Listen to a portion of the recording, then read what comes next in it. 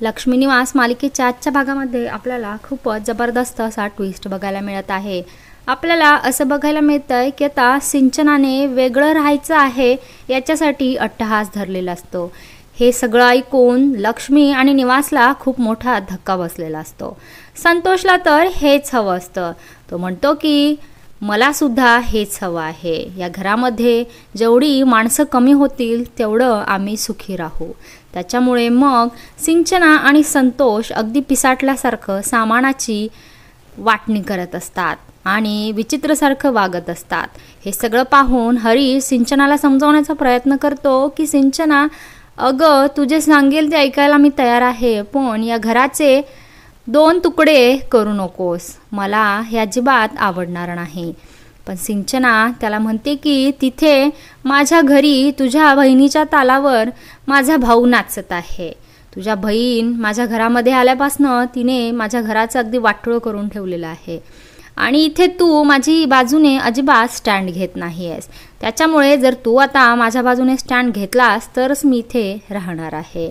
हे ऐकल्यावर मात्र हरीशचं तोंड पूर्णपणे बंद होतं, नाहीतर सिंचना त्याला पुन्हा माहेरी जाण्याची धमकी देते।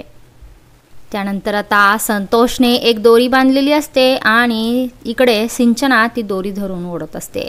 इकडे लक्ष्मी हे सगळं पाहून जमिनीवर कोसळलेली असते। ती रडत रडत विनाला म्हणते की विना, अगं तू तरी सांग ना संतोषला आणि सिंचनाला की वेगळं राहू नका, या घराचे वाटणी आणि तुकडे करू नका, अशी ती जोरजोरात रडत असते।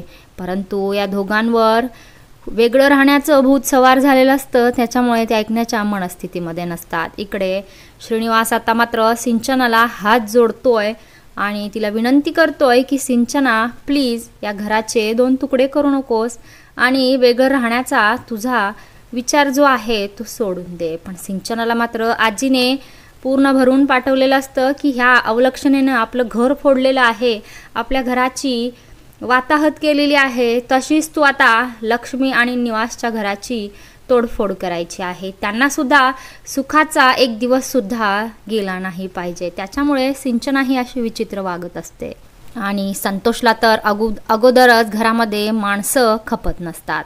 त्याच्यामुळे त्याला खूप आनंद झालेला आहे की आता हरीश आणि सिंचना सुद्धा या घरातनं निघून जाईल आणि एक एक करून सगळी माणसं घरातनं विखुरली जातील।